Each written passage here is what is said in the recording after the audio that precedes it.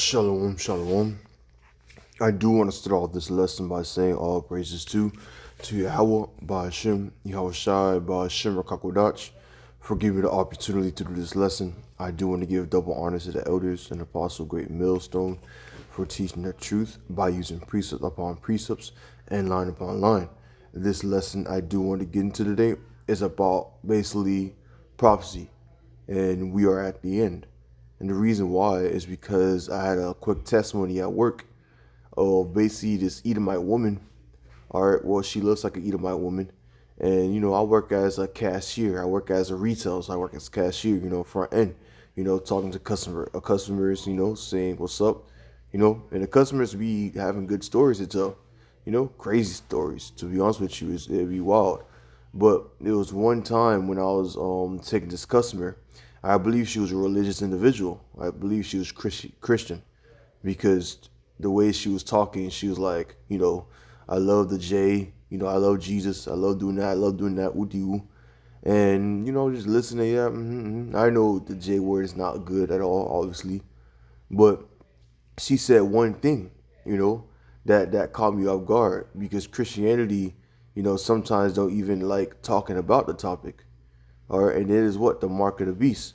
And how she was basically warning that, look, the mark of the beast is the RFID chip, the Neuralink. Neuralink that goes to her forehead, and RFID chip. And that was right. If you go to Revelation chapter 13, let's go straight to the point. Let's go to verse 16. It says this, and he causes all, who is he? Esau, Edom, causes all, that means influence everybody to receive something, both small and great, rich and poor, free and bond, to receive a mark in their right hand, the RFID chip, or on their forehead, the Neuralink. Or it's either or. He forces you to take the Neuralink or the RFID chip. And that's basically the mark of the beast. And that no man might buy or sell save that had the mark or the name of the beast or the number of his name. All right, because you won't be able to buy and sell. You won't be able to, live in society in the days we're about to get into. All right, because the new society that he's about to bring out is basically like a digital society where everything is online. Everything's like internet wise. So everything is internet. You want to contact customer service, that's through internet. You want to pay digital currency. You want to do stuff. It's like digital stuff. Now obviously you will be able to go outside. You will be able to walk around. But if you want to live in society that they're in, you gotta have the RFID chip. You gotta have the Neuralink. There's no if, buts, when, and how.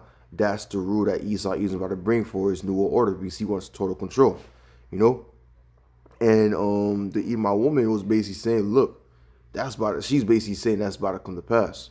The reason why she was telling me it is because she knows that's about to come to pass, and that's prophecy. And the fact that the heathen knows about it shows you that we're in the end. We're in the times where basically, prophecy is gonna come forth. Some Jake out there is still gonna fight back, saying, that's not true. They're gonna bug out. All right, and they're not gonna be delivered.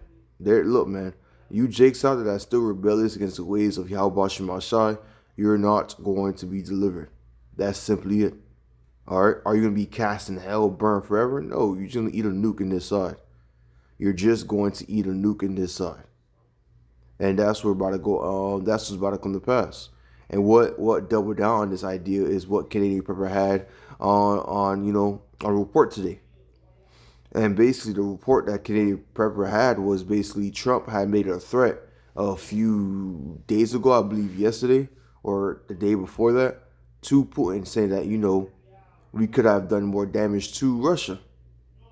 All right, and now Trump is doubled down on those words, and now is basically sending troops toward Russia. Or it's not like troops. I believe he's sending proxy wars through Ukraine towards Russia, and getting his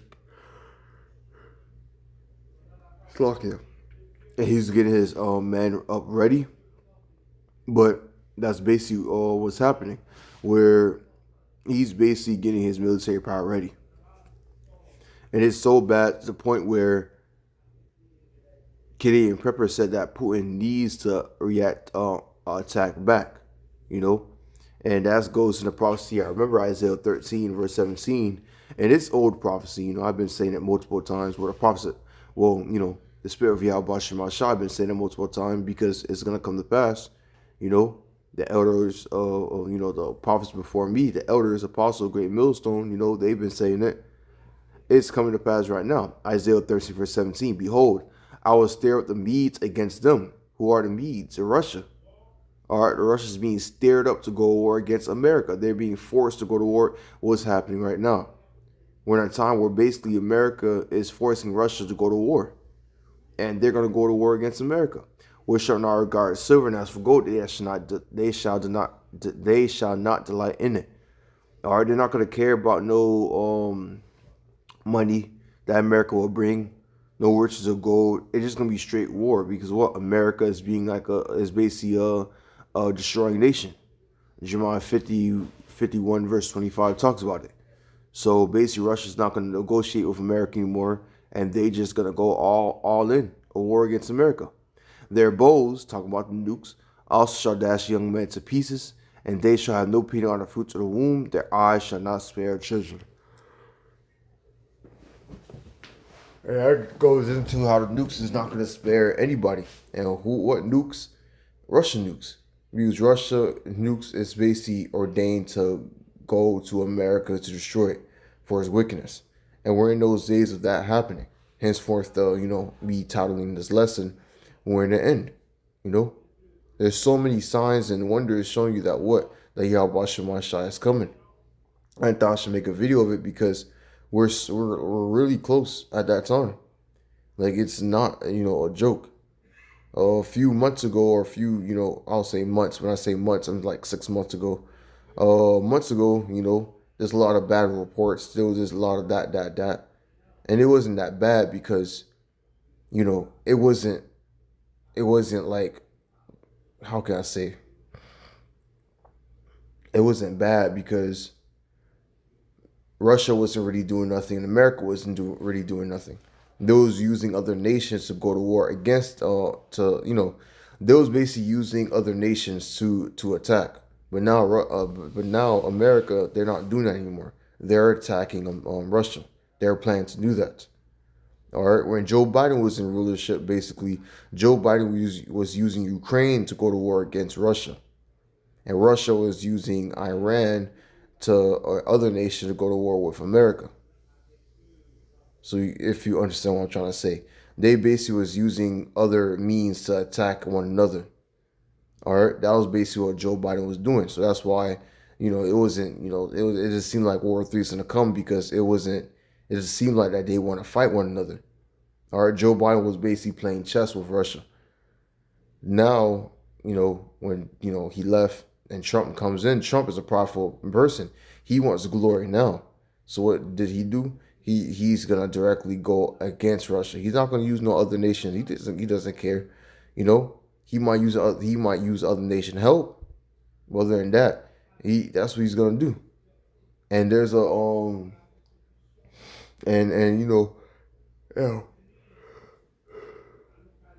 Slacking for yawning a lot. It's kind of late, but bear with me. And Lord, you guys understand what I'm trying to say. Is that Trump, he's a proud man, a man that thinks that he's going to win. All right, Obadiah 1:3. Let's grab that real quick. It says this, 1:3 says this. The pride thou hast deceived thee, thou that dwellest in the cleft of the rocks, whose habitation is high, that saith in the heart, who shall bring me down to the ground? That's Trump. Because Trump was basically saying that, his threat was basically saying that, look, you can't hurt us. All right? You can't really do nothing because we wasn't really showing our true power. And the reason why he said that is because he thinks that nobody shall bring him down. That's his own pride. That's Trump pride. All right? Verse 4 says what? Though thou exalt thyself as an eagle, and though thou set thy nest among the stars, thence will I bring thee down, said the Lord Yahweh Shemashah. So even though you're, this great nation and you're this powerful, great wonders of a nation, you're still going to be brought down to the grave. And that's basically what's going to happen. Saith the Lord Yahweh Shemashah. And they're about to be put down to the grave. America's about to be put down to the grave. It's going to be the most humiliating thing we're about to see. All right? We're really at the end, We are truly at the end. Today, the woman saying, don't take the mark of the beast. Don't take, like, the fact that they Christian. All those people know. Because I had a Jake. I don't know if you know some marketer beats. I don't know nothing like that. But you know, I had some Jakes at camp yesterday was talking about how the heathen could be saved. You could call upon any name on most side. Look, man, they're through. They're through. You know. I don't know if they know what the mark of the beast is. If they do, I could care less. Because at the end of the day, they're not going to be saved because they're calling upon a totally different name. And they're not doing the will of the Heavenly Father. They're just going out there arguing and saying they're doing the will, and then they continue doing worldly stuff. You know? Showing you that, look, the Jake is gone. They're all finna die. They're all finna die on this side. The 2/3 Jakes, they're going to die on this side. We're at the end. Let me play the video real quick so you can listen up. And the report lasts like 8 minutes, even though it's 17 minutes. The only thing you should hear is literally just 8 minutes. So I want to bring it back and you guys can listen in. You know, if you would have told me 6 months ago, Nate, here's what we're going to do on June 1st. We, NATO, Ukraine, United States, what we're going to do is we're going to take out 1/3 of Russia's strategic nuclear strike capability. And we're going to do it inside Russia, thousands of kilometers from the front line. We're going to do it on Trump's time, on Trump's dime, and with Trump's approval. Immediately after Trump just issued a warning to Vladimir Putin that he was playing with fire, I would have said, of course you are. Of course you are. Why? Because I've long since speculated that under Trump, this situation gets out of hand. And we've now entered into wholly intractable territory with this conflict. Such a grievous incident of this scope and scale cannot be understated for what this is. This is a declaration of war against Russia by the West. Russia has no choice but to respond with a nuclear strike or a direct conventional strike against NATO. No choice, or else it's over. You understand? Over, which is probably good for everybody, but Russia's not going to go down like... And like I said, the only reason why Russia didn't have this mentality before was because America was using Ukraine to attack Russia. And, that's kind of weak because Ukraine is not that strong, so Russia's not that worried. But now America is the one that's saying, no, we're going to be the one that's doing this, making it a threat, making what Russia being brought up against America for them to go to war. And they're about to go to war. Even with Israel and Iran, Israel at this point is forcing America to join the war. How do we know this? Is because Israel is planning to attack Iran. And like Iran said, if Israel do attack, Iran is going to retaliate. And America said that they're going to come in defense for Israel, no matter what. And that's what Israel wants. So Israel is going to what? Proceed with the attack of Iran, and they're going to come in. And the reason why Trump is not saying nothing about it is because what? He has no choice to be under their rule. Because the Rockefellers, the elites, the small hatters, that's what America basically is. To do of what? To protect the small hatters. To protect the people that owns the nation. They own everything, basically. Let's continue on. Like that. Now, if you would have told me that this was happening a couple of years ago, I would have been heading for the bunkers. Because we could have never imagined such an incident could occur without a major Russian retaliation in the form of a mushroom cloud. Never in a million years. I remember when they first attacked Engels Air Base. We thought that was it. We thought this had to be the massive escalation. And as it turns out, maybe one bomber was destroyed. We're talking about potentially over a dozen of Russia's nuclear-capable bombers. Now, that's not particularly the strong suit of their nuclear triad. They rely on submarines and ICBMs. However, this is still one of the most audacious attacks to date. And the fact that this is all happening under Trump, the Pentagon is saying that we didn't know about it beforehand, but the Ukrainians are saying, oh yeah, we told them, right? And so you know that this was greenlit by Trump. And the way you know is that if he doesn't come out today and say, we are now withdrawing all support from Ukraine, we're now withdrawing all intelligence sharing with Ukraine, we're no longer going to be flying our rivet joint planes deep in the Black Sea. We're no longer going to be doing reconnaissance and surveillance for the Ukrainians, and we're going to pull funding and so on and so forth. If he does not say that today, then you know that this is a full-on declaration of war against the Russians, and the Russians are at an extreme disadvantage. Every day I do these videos, while the Russians are making headway on the front line, which some might argue is what matters most in this revanchist conflict. However, I would say that it gets to a point where Russia is being set up for a massive decapitation strike, very similar to what we've seen with Hezbollah. You know how Hezbollah just kept, they had all these missiles, thousands of missiles that they could have launched at any given time. They chose the path of de-escalation, and look what it got them. They are now dead. They're destroyed for the most part. Yes, there's still various appendages of that organization that are acting autonomously and outside of the control of the Lebanese government. But by and large, if Russia doesn't make a statement, and it has to be bigger than Orezhnik, I'm guessing that we are going to see massive amounts of Orezhnik missiles falling on Ukraine, possibly a demonstrative nuclear strike somewhere, or we are going to see a direct attack on NATO, or they're just going to kick up the hybrid war and they're going to do some massive cyber attack. Russia has to do something, or else they are inviting the West to continue on this game of nuclear chicken. Because right now, if I'm the West and I just say, hey, they just let us get away with taking out 1/3 of their nuclear force. And don't say, oh, this was the SBU acting independently, and none of that. Because if that was true, then all of Europe would withdraw its support immediately if they knew what the stakes were. So if Russia doesn't do something massive, NATO is going to view it as weakness, and they're going to seize upon it, and they're going to continue the deleterious march towards attriting Russia's nuclear forces, which of course is one of the few main deterrents that it has in staving off all-out aggression by NATO. This is deadly serious, what has just happened. Now, I've ranted for 5 minutes without providing people the details of what's going on, so that's what I'll do right now. Ukraine informed Trump of this attack before attacking about 40 Russian planes, including strategic bombers, according to Axios. Now, it's important to remember that Trump just the other day warned Putin that he was playing with fire and that he was the one who was holding back the forces. That was basically Trump threatening Putin. And then he doubled down, like I said in that video, on those words by attacking Russia, by using Ukrainians. But this time it's America that's doing it.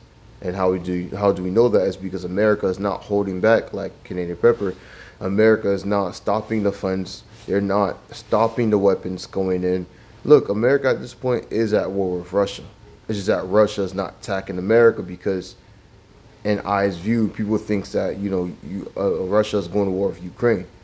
They're not going to war with Ukraine. It's not about Ukraine. It's about America against Russia.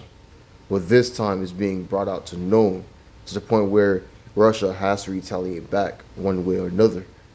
It has to retaliate back against America. And it has no choice because very soon they're going to go to war with America.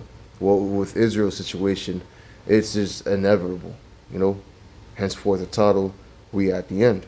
That we're about to do something, or that had the capability to do something. Well, I guess now we know what it is. And we must presume that there's more of these sleeper cells, because this was an inside job in the sense that the drones that were fired on these airfields from thousands of kilometers away actually happened. They were hidden in semi-trucks. I'll give you the details in just a moment. So this wasn't a long-range drone strike per se. Nonetheless, this doesn't happen without the tacit approval of the West. Trump administration sources told CBS that the White House wasn't aware of today's large-scale drone attack. Plausible deniability bullshit. They knew. 30% or more of the Russians' Air Force fleet, including long-range nuclear-capable bombers, were reportedly damaged. There's all kinds of video on this. I'm not in the studio today, but I figured I'd do this breaking news update. You can go and confirm and cross-reference for yourself. Ukrainian intelligence officials said the agency moved dozens of small quadricopter drones to Russian territory. It then moved wooden containers into Russia, which were used to hide the drones ahead of the attack. When it came to strike, the containers were placed on the trucks and the lids of the containers were opened remotely. Now we know confirmed that 7 Tu-95 MS bombers, 2 Tu-22 M3 bombers, and 1 AN-12 bomber, even if this is not, even if we were not to look at this for its nuclear implications, these are the bombers that Russia is using on a regular to fly its sorties. This is the campaign of war that they're currently waging. Now they have to change tactics, which means that they're going to have to start using their intermediate range ballistic missile technology. And those ballistic technologies, I believe they started using it somewhere. I believe it was like called kinetic energy missiles. Probably I could be wrong, but Russia created this new missile system where basically the warhead, the tip of the ICBM missiles is filled with like these heavy weights warheads, and they use kinetic energy to like destroy their items, and it goes fast because basically Russia shoot them up in the sky. It acts like a regular ICBM missiles, but instead of using nukes as warheads being dropped down to the ground, making damn near a fat explosion, it's just an empty shell that drops down, heavy weighted empty shell, and using the gravity and then like the sheer force of slamming down to the ground. So I think it's talking about that, but probably I'm wrong. I could be wrong about that, you know. So let's continue on. Hypersonic technology, which has the potential to be nuclear tipped, and as such, they need to essentially alert the United States before they are making these launches. Because if they don't, the United States must interpret, and Europe must interpret, that these launches could potentially be aimed at them, and that they could potentially be nuclear in nature. And so that puts Russia in a very difficult spot, because if they're notifying the Europeans and the Americans who are going to relay that information to the Ukrainians, then every attack they try to wage, with the exception of taking out and damaging critical infrastructure, they're going to lose the element of surprise. Now, this operation was codenamed Spiderweb, targeted 4 primary locations: Russian airfields, the Belaya airfield in Irkutsk, Siberia, over 4,000 kilometers from Ukraine's front line, the Olenya air base in Murmansk. All right, so that's the whole point, you know, that gets the point done. But the whole point I was trying to say was, you know, that we're at the end. It shows you that they're just attacking one another. It's like the attack is getting worse and worse. Back in days, it was little attack here and there, little hill to base. Now they're destroying their jets. They're destroying Russian bombers. The things like he said that they use for war, to do conventional wars, you know, to not use nuclear. Now they're just being forced. They're being forced to a corner. All right, and there's a scripture I wanted to grab. Hold on real quick. Let me search it up.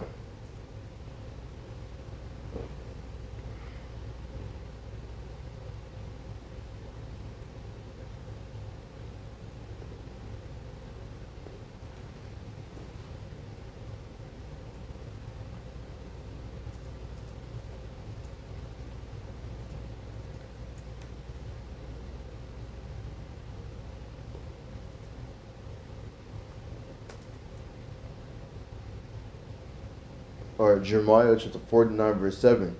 It says, concerning Edom, thus said the Lord, YAHAWAH BAHASHAM YAHWASHI of hosts, is wisdom no more in Teman? Is counsel perished from the prudent? Is their wisdom vanished? All right, and the reason why I bring out the scripture is because Esau, Edom, well, it's basically Trump or America, is not doing smart moves anymore. Because now they're just doing moves just so they could protect their own ego of, you know, what nation would they used to be. Because now they're just pushing the bear into a corner. All right, and we all know what happens when a bear goes to a corner, or when a nation is being pushed to an edge. they're gonna retaliate back. They're gonna start basically, what can I say? They're basically gonna start just being wild people. Start, and to go like it's basically locked into to survival mode, and the only best option that they got is to retaliate back. All right, Trump don't have no wisdom to see that. Because he thinks that he's gonna win when in reality he's not. So he has no wisdom. The wisdom has vanished in America. Because back in days, if America was going to war like this, America wouldn't do this stupid stuff like this. You know, America will first probably build itself up, then try to economically destroy the other nation through political talks, political propaganda, and probably act nice towards it, woody-woo, but slowly destroy the nation, then go to war. So they'll be more likely to win because they are built up and they got more money and they got more power. America now, they're not even doing that. They're just using other nation, hoping the money will work. And if that don't work, play the victim. And if that don't work, just go all out. Like that's basically America. It's like this weird woman that is bugging out 24/7, and is gonna lose. They're gonna lose horribly. All right. So let's read that scripture again. Jeremiah chapter 49. Jeremiah 49 verse 7 concerning Edom.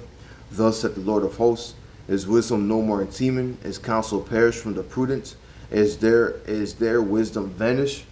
Because American wisdom is basically gone.